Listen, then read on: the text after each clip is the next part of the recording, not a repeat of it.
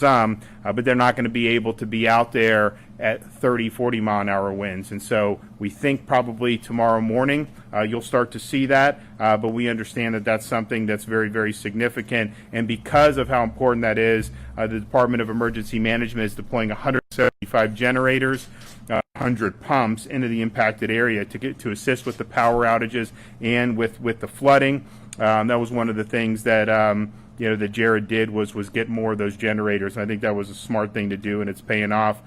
We also have received some reports. There was a long-term care facility that was having difficulty with their generator. There was another with minor flooding in non-patient areas. The Department of Emergency Management, Department of Health responded immediately. The power's on. Flooding is under control in those facilities. We've also had different issues. Escambia County had a water main break last night. They lost communications to the EOC, 911, 911 and dispatched. And so the state has sent folks to help with emergency communications. The Division of Emergency Management is also mobilizing 60,000 gallons of water to provide clean drinking water for those who have been impacted by the main break. And that will arrive later tonight. We also have bridges. Many of the bridges were closed today because of safety. 3 Mile Bridge has a significant section missing, and several barges and other large debris are in the water that may impact other bridges, but they think that the main barge they were concerned about may have been neutralized. But we have bridge inspection teams that are out there helping the counties with inspections and different push operations. Obviously, we want to get the bridges open as soon as possible, but we want to make sure that is done in a safe manner. The most important thing we want people to do is just stay vigilant, listen to your local officials, and be cognizant of the risks that the water poses right now.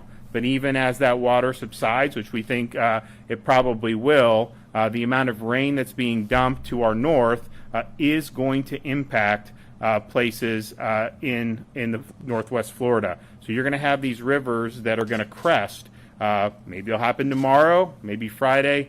Maybe even see some of them will happen this weekend. So this is kind of the initial salvo, but there is going to be more that you're going to have to contend with. And so please remain vigilant, particularly if you're in those areas that could be affected. I know that the meteorologist did some models, and some of the rivers that crest, the water really goes out a significant amount, and so that's important. And also with the flooding, pay attention to boil water notices, and just remember that standing water could be deeper than it seems. Don't let children play in the standing water. You could have a down and active power line that's close by, and it could definitely be life-threatening. If you're safe inside your home right now, then just remain there until the situation improves. For more information, go to floridadisaster.org. We also have updates at Twitter at FloridaCert.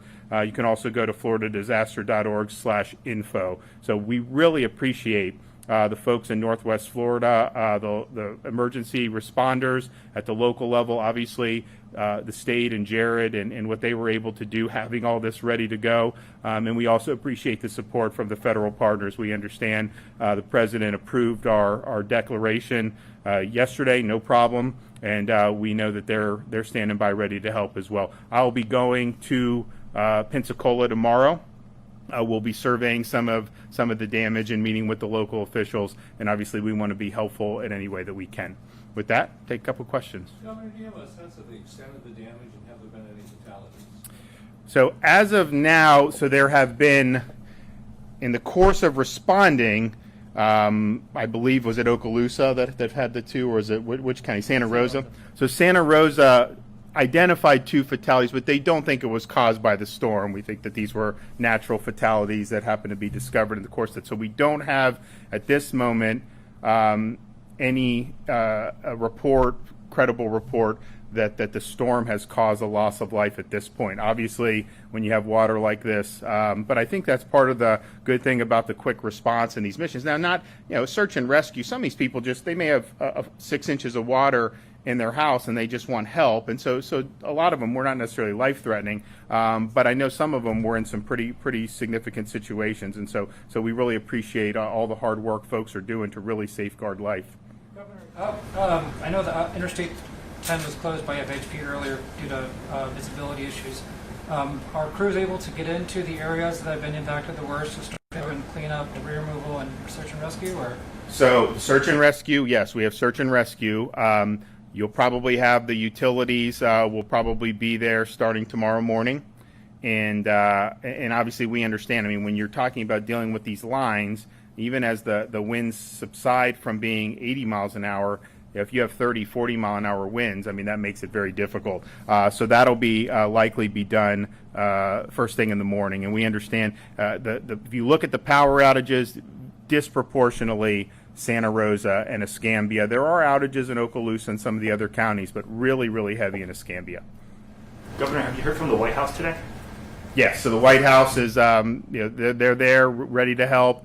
I was also able to chat with Secretary Wolf when I was at the White House for the Abraham Accords, and he assured me that we'd have all the support that we need. And the Coast Guard has been active in helping with the search and rescue. We're going to be with the Coast Guard tomorrow as we tour some of the damage. We'll do an aerial tour around Pensacola and some of the surrounding areas, and so we really appreciate the support. And I'll tell you, just having been through some of these storms, both when I was in the Congress and now as governor, I mean, our Coast Guard does a great job. I mean, they really step up to the plate. So we thank them for their efforts. Yes, Governor, sir. I know that emergency management changed a number of policies to deal with the pandemic as well as a potential hurricane. Do you know if any of those new policies have been enacted or are being used to try and mitigate the spread of the virus as a hurricane? Yeah, absolutely. So we actually got a trial run of this for Isaias. There was not, of course, wide-scale evacuations, but there were some areas in Palm Beach that did voluntary evacuations. Obviously, the storm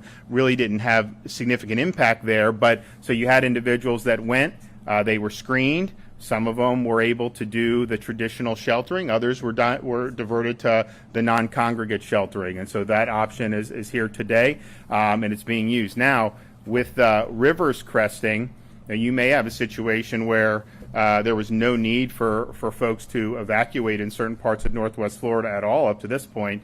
You may see that need arise over the next couple days, and so that's why we want people to remain vigilant with that. Up and down where these water tributaries and rivers are, very nice. People like to build houses, in those areas, and so that's going to continue to be an issue. But yes, I think Jared's done a really good job. As people come in, they get screened, fever, they go to non-congregate. If they fail some of the questions that are asked, they can go to non-congregate, and obviously, if they're in the normal shelter, they will, they're provided with the PPE in order to wear that. So I think that's been good, and hopefully we won't need to use it much more. Hopefully, a lot of people don't need to evacuate going forward.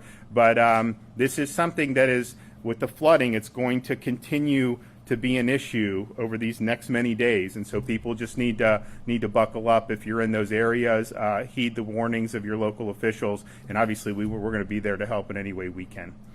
any particular rivers that like, I know Apalachicola River comes down from the flood? Yeah, I think the pretty much every body of water in Northwest Florida, you said could potentially see. I mean, so like any little. I mean, she has a really interesting. Maybe you can put that out online on the Twitter, just so people can see. And this is just a model. They're not saying this has happened yet, but you see the rising, all of those bodies of water, and then how wide some of the flooding goes. So you could be a mile away and still be impacted, if the water is significant enough and it rises enough. So it's a really significant event. And when you hear things like historic, catastrophic flooding, and look, the Hurricane Center is not always right about everything. It's a tough business, but they don't choose those words lightly. I mean, that means it's not just going to be, you may have, an inch of water that shows up on your doorstep. I mean, they're seeing flooding like we haven't necessarily seen before. Certainly, I think it's at least at the level that Ivan was potentially, and maybe even more. The wind can be difficult. I mean, we saw that with Michael when you had Category 5. It's kind of like a buzzsaw. But the wind you had places in Bay County, Panama City Beach, some of those areas, you wouldn't have even known there was a hurricane that had gone through there because it was pretty compact. It went through very quickly, and it wasn't dropping a lot of water. This event, because it's dropping so much, the storm was going 3 miles an hour, 4 miles an hour. Now I think it's up to 5. Just how broad the water affects. And, they say hide from wind but run from water. The water can be very, very damaging. And so hopefully we continue to be able to protect folks, and we have folks taking the proper precautions. Obviously the first responders are out there doing a great job, and we get through that, which is the most important. But there is going to be a lot of property damage. I mean, when you see downtown Pensacola and you see 3 feet of water there, that's going to affect probably every business that's in downtown Pensacola. There's just no two ways about it. All right, well, we will be out there tomorrow, have another report.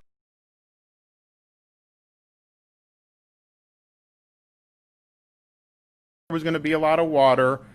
We were hoping that the track was more that Louisiana, Mississippi, but, Jared did a great job. We had everything staged because, you don't know, and we thought that we would get impacts no matter what. It wobbled, more impact in Northwest Florida than we had hoped for.